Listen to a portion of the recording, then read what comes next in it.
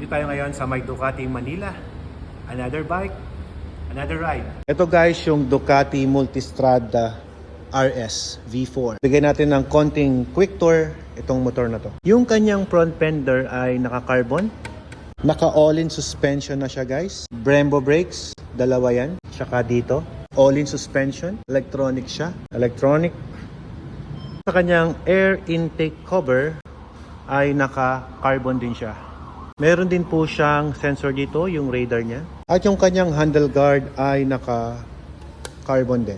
Yung kanyang windscreen, mas maliit siya compare sa ordinaryong Multistrada. Meron siyang logo na Desmo dito.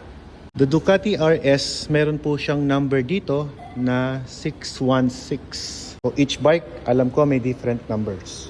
Subframe ay naka-titanium para mas magaan yung motor. Naka-acrylic design na Ducati Performance. Siyempre, carbon